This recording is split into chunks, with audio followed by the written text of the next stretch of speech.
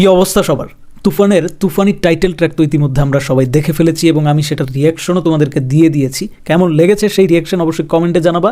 আর এখন আমি তুফানের সম্পূর্ণ গানটার প্রত্যেকটা সিন টু সিন আলোচনা করব তোমাদের সাথে। সিন টু সিন আলোচনায় যাওয়ার আগে এই টাইটেল ট্র্যাকটার সঙ্গীতায়োজনে যারা ছিল তাদেরকে নিয়ে একটু কথা বলি। এই গানটার কম্পোজ করেছে নাভিদ পারভেজ। নাভিদ পারভেজকে অনেকে হয়তো আপনারা চেনেন, অনেকে হয়তো বা আপনারা চেনেন না, কিন্তু যারা মুসাফির সিনেমার টাইটেল ট্র্যাক শুনেছেন তারা বুঝতে পারবেন যে নাভিদ পারভেজ কি জিনিস। এখন অবধি বাংলাদেশের যতগুলো সিনেমা, অ্যাকশন সিনেমা আছে, সেগুলোর যে টাইটেল ট্র্যাক আছে সেখানে সেরার তালিকা করলে মুসাফির সিনেমার ওই টাইটেল ট্র্যাকটা কিন্তু উপরের দিকেই থাকবে। তো নাভিদ পারভেজ তুফান সিনেমায় দুর্দান্ত কাজ করেছে। তুফান সিনেমার যে টাইটেল ট্র্যাকটা সে করেছে, কম্পোজ করেছে, দুর্দান্ত লেগেছে আমার কাছে। গানটা গেয়েছে আরিফ রহমান জয়। এক কথায় আমার কাছে একটা সময় মনে হয়েছিল যে এটা কি জেমসের ভয়েস শুনতেছি, সিরিয়াসলি। পরে আমি ডেসক্রিপশনে গিয়ে চেক করেছি যে না, এটা তো আসলে জেমস না।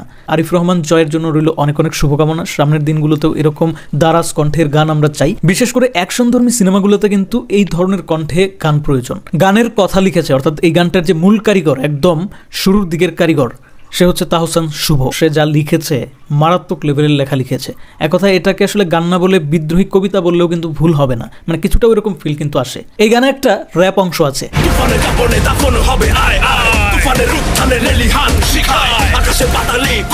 সেই র্যাপ অংশে ভোকাল দিয়েছে রাবস্তা দাদু।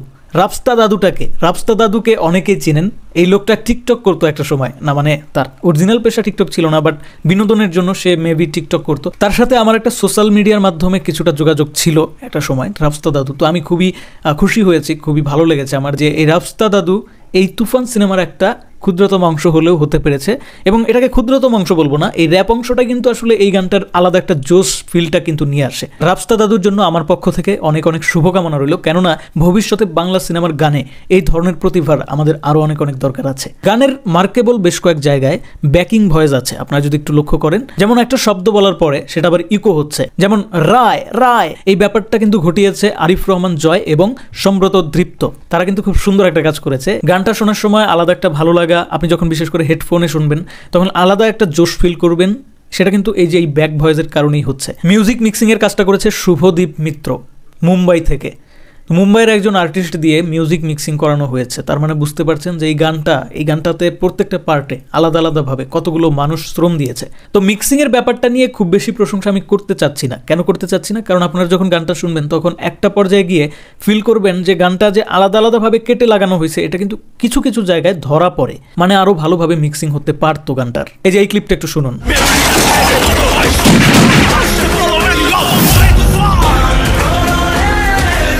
তো যাই হোক বন্ধুরা, এবার আসি সিন টু সিন আলোচনায়। টাইটেল ট্র্যাকটির শুরুতে হাতে মদের গ্লাস নিয়ে স্লো বিজিএমের সাথে মদের গ্লাসটাকে যেভাবে আস্তে আস্তে করে দোলানো হচ্ছে, এই ব্যাপারটা বিজিএমের সাথে একদম খাপে খাপে মিলে গেছে। ব্ল্যাক কালার বুট পায়ে একটা সিকোয়েন্স দেখা যাচ্ছে, যেখানে শুধু পায়ের ক্লোজ শটটা নেওয়া হয়েছে। দেখে বোঝাই যাচ্ছে যে এটা আর কেউ না, এটা মেগাস্টার শাকিব খান। তবে সব থেকে আই ক্যাচি বিষয়টা হচ্ছে খুবই নিখুঁতভাবে কস্টিউম ডিজাইন করা হয়েছে। প্যান্টের কাটিং থেকে শুরু করে স্টাইলিশ শো সবকিছুতেই 90 দশকের ভাইব পাওয়া যাচ্ছে। এরপরেই বোল্ড টাইটেলে লেখা আসে মেগাস্টার শাকিব খান। রায়হান রাফি তথা সম্পূর্ণ তুফান টিমকে অনেক অনেক ধন্যবাদ। অন্তত জীবিত থাকা অবস্থায় একটা সিনেমার মাধ্যমে হলেও প্রাপ্য সম্মানটা আপনারা শাকিব খানকে দিলেন। যে ট্রেন্ড চলে আসছে, টিকটকাররাও নিজেদেরকে সুপারস্টার বলে দাবি করতেছে। শাকিব খানের জনপ্রিয়তা ছেড়ে যাবে মামুন। কি বললা? শাকিব খানের জনপ্রিয়তা ছেড়ে যাবে মামুন। শাকিব খানের থেকে প্রিন্স মামুনের জনপ্রিয়তা এখন সব থেকে বেশি।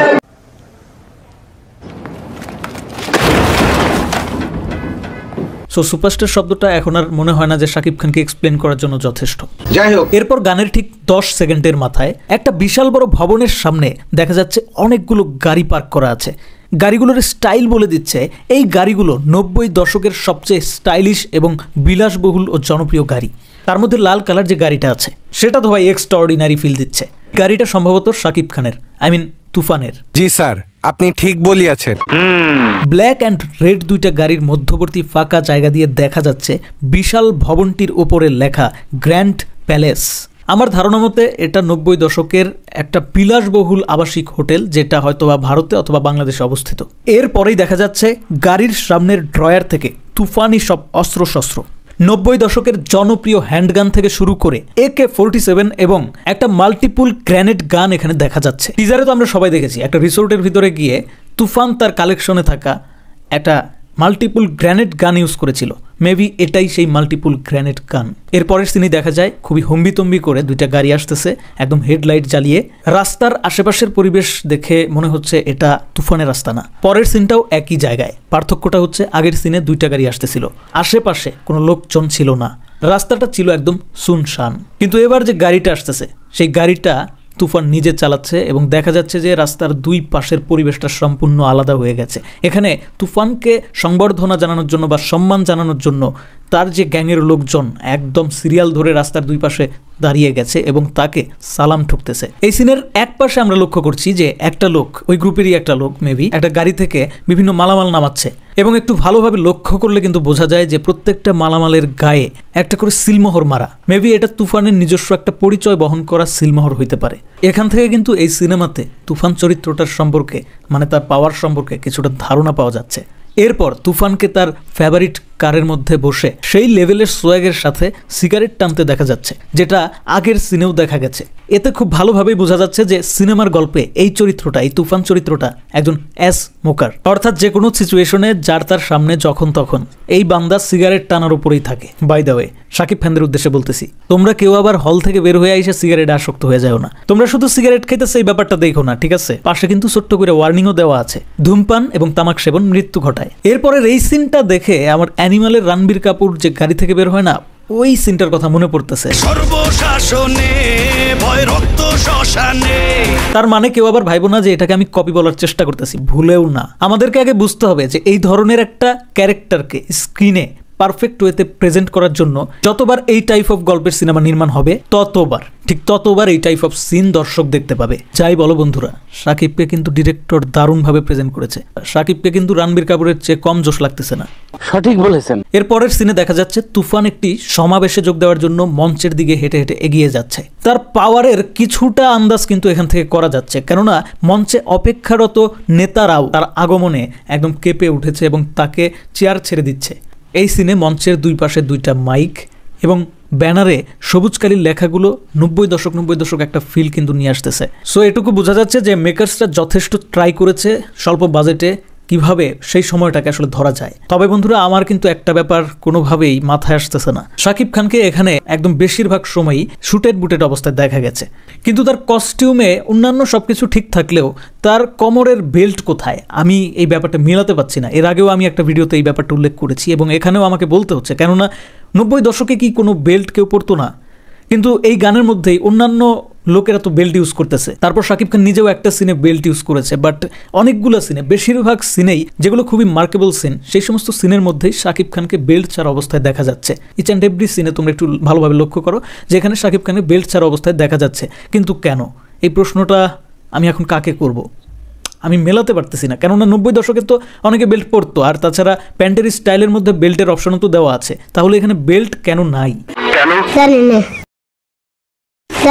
দেখতে কেমন যেন আমার কাছে একটু খাপছাড়া লাগতেছে। আই ডোন্ট নো, সবার কাছে হয়তো বা আমার মতো নাও লাগতে পারে, বাট আমার মনে হয় যে একটা স্টাইলিশ বেল্ট কিন্তু তারা দিতে পারতো, আরও বেশি গর্জিয়াস লাগতো।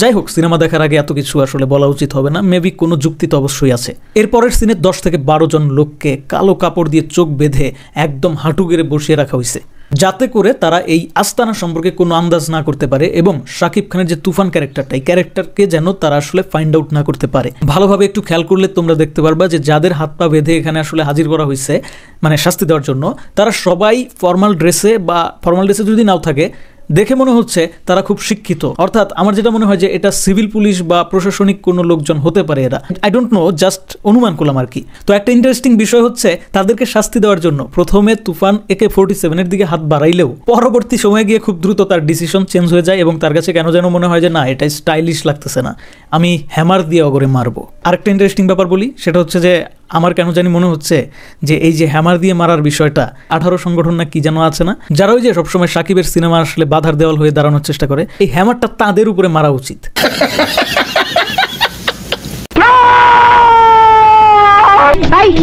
আমার মনে হয় শাকিব তাদের উদ্দেশ্যেই মারতেছে, এরকমটা লাগতেছে যখন আমি এই সিনটা দেখতেছি বারবার। সরি, একটু মজা করলাম আর কি। কিন্তু বন্ধুরা, মজা করি আর যাই করি, এই সিনটা দেখে কিন্তু এটা বুঝতে পারতেছি যে তুফান চরিত্রটা এই সিনেমার গল্পে কতটা ডেঞ্জারাস আর কতটা ডেডলি। এরপরের সিনেই দেখা যাচ্ছে একটা শক্তিশালী হিষ্টপিষ্ট লোক আঘাতপ্রাপ্ত হয়ে মাটিতে লুটিয়ে পড়তেছে। চিনতে পারছো? এটা কিন্তু মিশা সওদাগর। আমার দেখে যেটা মনে হচ্ছে যে সিনেমায় আমরা তাকে একটা কুস্তিগির হিসেবে দেখতে পারবো, হয়তোবা কোনো কারণবশত শাকিব খানের সাথে তার একটা লড়াইয়ের সিন আছে। যাই হোক, বাকিটা সিনেমা হলে গিয়ে দেখা যাবে। তুফানের একটা তুফানি সিগনেচার পোজ কিন্তু আমরা দেখতে পাচ্ছি। এর আগেও কিন্তু টিজারের মধ্যে আমরা এরকম ঘাড় এবং কাঁধ বাঁকিয়ে তার একটা সিগনেচার পোজ দেখেছিলাম। এর আগে আমরা পুষ্পাতে দেখেছি এই যে এই স্টাইলটা। এবার আমরা বোধহয় তুফানের এই স্টাইলটা দেখবো এবং অনেক টিকটকাররা টিকটকে এটা বানাবে, হচ্ছে রিলসে এটা করবে, অনেকেই এই পোস্টটা দেওয়া শুরু করবে। ঠিক আমি দিতে পারবো না এখন, সরি। এই সিনটা দেখে মনে হচ্ছে যে তুফান তার কোনো একটা মিশন সাকসেসফুল করার পর, মানে তুফানি তাণ্ডব চালায় আসার পর সে এই ভাবসাব নিয়ে হচ্ছে ওই গ্র্যান্ড প্যালেস থেকে বের হচ্ছে, যে গ্র্যান্ড প্যালেসটা একদম এই গানের শুরুতে দেখানো হয়েছিল। এরপরের সিনে দেখা যায় কোনো একটা পলিটিক্যাল নেতাকে তুফান মারধর করতেছে, অর্থাৎ নেতা খেতা মানার টাইম নাই। তুফানের কাছে সবকিছুই ভ্যানিশ, সবকিছুই লন্ডভন্ড।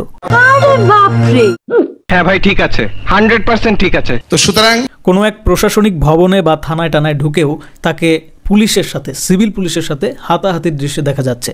অর্থাৎ ভাই, সিনেমার মধ্যে যে কি লেভেলের অ্যাকশন থাকতে যাচ্ছে, একটু পরপরই অ্যাকশন, একটু পরপরই ড্রামা, মানে তুফানি কিছু ডায়লগ, মানে পুরা হল তো মনে করো যে কি যে হয়ে যাবে, এটা আসলে কল্পনার বাইরে। উপরে আল্লাহ নিচে জমিন, কথা সত্য।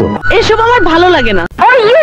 এই ধরনের সিনেমার মধ্যে অনেক সময় অনেক দর্শকরা, অনেক ফ্যানরা ক্রেজি হয়ে যায়। হ্যাঁ, ওই ক্রেজিনেসের কারণে ঝগড়াঝাটি বাইজা যাইতে পারে। অনাকাঙ্ক্ষিত ঘটনা যেন না ঘটে, আমরা সিনেমা হলে গিয়ে সিনেমা দেখবো সুস্থভাবে, আমাদের আবেগকে একটু কন্ট্রোল করে দেখবো।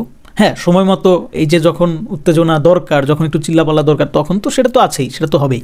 ঠিক আছে, আমরা দর্শক যারা আছি তারা লিমিটের মধ্যে থাকলেও তুফান যে কোনো লিমিটের মধ্যে থাকবে না। সিনেমার ভিতরে যে তুফানি তাণ্ডব চালিয়েই যাবে, এটা কিন্তু এই সমস্ত সিন দেখে ঠিকই আমি বুঝতে পারতেছি। তুফান চরিত্রটা ব্যাপক ক্রেজি, যে কোনো মুহূর্তে তার প্ল্যান চেঞ্জ হয়ে যেতে পারে। সিনেমায় রায়হান রাফি যে সমস্ত ফাইটিং দৃশ্যগুলো রেখেছে তার সবগুলোই র স্টাইলে, যেটা এর আগে বাংলা সিনেমায় আমরা কল্পনাও করি নাই। কমেন্টে কেউ আবার জানতে চায় না যে র কি। এখানে কিন্তু একটা সিনে গাজী রাকায়েতকে আমরা দেখতে পাই। গাজী রাকায়েতের যে চরিত্রটা এখানে আসলে চিত্রায়ন হয়েছে, আমার যেটা মনে হচ্ছে গাজী রাকায়েত শাকিব খানের একটা ডান হাত, অর্থাৎ তুফানের একটা ডান হাত। যে কোনো নতুন মালামাল আসলে অথবা ওই যে অস্ত্রশস্ত্র ওগুলো আসলে প্রথমে গাজী রাকায়েত সেটা চেক করে দেখে, অর্থাৎ খুবই বিশ্বস্ত লোক। আর বিশ্বস্ত লোকেরাই কিন্তু ঝামেলা পাকায়। দেখার বিষয় গাজী রাকায়েত কি আসলে বিশ্বস্ত নাকি আসলে ওই 18 সংগঠনের মতন। এই টাইটেল ট্র্যাকে আরেকটা ক্যারেক্টার দেখানো হয়েছে যার ফেসটা রিভিল করা হয় নাই। এই যে গুলি করতেছে এই বান্দা, অনেকেই সোশ্যাল মিডিয়াতে বলা বলি করতেছে যে এটা যিশু, অনেকে বলতেছেন এটা প্রসেনজিৎ, কিন্তু আমি বলবো এটা যিশু না, এটা প্রসেনজিৎ না, আননোন কোনো পার্সন হওয়ার সম্ভাবনাই বেশি। আর প্রসেনজিৎ তো ভুলেও না। এরকম চিন্তা আসে কোত্থেকে? প্রসেনজিৎ আসবে কোত্থেকে এখানে? আমি বুঝি না। জানি না বড় মালিক। যাই হোক, এরপরে একটা ইন্টারেস্টিং সিন আছে, সেটা হচ্ছে রাতে একজন ডিউটিরত পুলিশ হঠাৎ করে কিছু অবৈধ মালামাল ট্রাকে করে নিয়ে যাওয়ার সময় সেটা আটকায়, এবং যখন সে দেখতে পারে যে সেই সমস্ত মালামালের গায়ে একটা সিলমোহর লাগানো, সেই সিলমোহর দেখে সে চমকে ওঠে। সে বুঝতে পারে যে এটা আর কারো না, এটা তো তুফানের জিনিস আটকায় ফেলাইছি। তখনই সে কিন্তু মালামালগুলোরে ছাইড়া দেয়, মানে আর বন্দি তো দূরের কথা, একদম সম্মানের সাথে বিদায় করে দেয়। বন্ধুরা, শুরুর দিকে যেটা বলছিলাম ওই যে একটা সিলমোহরের কথা, সেই সিলমোহরটাই কিন্তু এই পুলিশটা আবার দেখতেছে এখানে। এই ব্যাপারটা কোথায় যেন দেখছি, এই ব্যাপারটাও দেখছি। এই ব্যাপারটা হচ্ছে সালারের মধ্যে একটা সিন আমরা দেখেছি যে এই ধরনের একটা সিন আছে। ইন্সপায়ারিং একটা মুভি যেটা হতে যাচ্ছে, এটা তো আমাদের পরিচালক রায়হান রাফি এটা বারবারই বলে এসেছে। সো কেউ এগুলো নিয়ে ট্রল করবেন না। খুবই স্বল্প বাজেটের মধ্যে আমাদেরকে যে এতটা বিনোদন দিতে পারতেছে, এতটা দুর্দান্ত কিছু আউটপুট আমরা আসলে দেখতে পাচ্ছি, এটাই ভাই আমরা অনেক অনেক হ্যাপি, অনেক অনেক হ্যাপি। গ্যাংস্টার বেসিস গল্পগুলোতে এই বাস্তব জীবনেও যদি আপনি দেখেন, শুধু গল্প না, দেখবেন যে এই ধরনের ঘটনা না তারা ঘটায় থাকে। তারা নিজেদের একটা সিলমোহর, তারা নিজেদের একটা ব্র্যান্ডিং ব্যাপার স্যাপার কিন্তু তৈরি করে ফেলে। তো এই ব্যাপারগুলো যত সিনেমাতেই আসলে এই ঘটনাগুলো আসলে দেখানো হবে এইভাবে, ততবার কিছু না কিছু জায়গায় মিলে যাবে। এটাকে আপনি কপি পেস্ট বললে সেটা আসলে আপনার নিজের ভুল হবে। তো বন্ধুরা, এবার আমি চলে এসেছি গানের একদম লাস্ট দৃশ্যে, যে দৃশ্যে দেখা যাচ্ছে শাকিব খান তার আশেপাশের লোকজনকে নিয়ে, মানে তার নিজের লোকদেরকে নিয়ে অনেক বেশি উল্লাসে মেতে উঠেছে। মানে শাকিব খান না, মানে তুফান, ওই তো অনেক বেশি উল্লাস করতেছে। একদম মনে হচ্ছে যে সে কোনো মানে বিশ্বজয় করে ফেলছে, কিছু একটা করতে চাইছিল সারা ছবি জুড়ে, সেটা সে করে ফেলছে। তো আমার মনে হয় না যে এটা একদম সিনেমার শেষে থাকবে। আমার যেটা মনে হয় যে মাঝ বরাবর অথবা সিনেমা শেষের দিকে এটা থাকতে পারে, কিন্তু এর পরপরই শাকিব খানের সাথে বিশাল বড় একটা বেইমানি করা হবে। তার নিজের দলের লোকরাই হয়তোবা করবে। আহারে কি কন, কথা সত্য। আই ডোন্ট নো, যা বলতেছি সব কিছুই একদম আনুমানিক, কারণ এই সিনেমাটা না দেখে কিচ্ছু বলা যাচ্ছে না রায়হান রাফি এবং লেখকের মাথায় কি আছে, তারা আসলে কি কিভাবে সিনেমাটা আসলে প্রেজেন্ট করেছে আমাদের সামনে, কোন ধরনের গল্পে, সেটা সিনেমা দেখার পরেই আমরা আসলে বুঝতে পারবো, বলতে পারবো। যা বলতেছি এগুলো সবই আমার উত্তেজনা, সবই আমার উন্মাদনা থেকে বলা। এই সিনেমা ঘিরে অনেক আশা ভরসা, শাকিব খানকে অন্যভাবে দেখতেছি, বাংলা সিনেমার একটা অন্য লেভেলে আমরা চলে যাচ্ছি, সেজন্য এত আলোচনা করতেছি। তো ধন্যবাদ সবাইকে এতক্ষণ জুড়ে আমার সাথে থাকার জন্য। তোমাদের কার কি মন্তব্য অবশ্যই কমেন্ট বক্সে জানাও, কারণ কমেন্ট বক্স স্বাধীনতার জায়গা।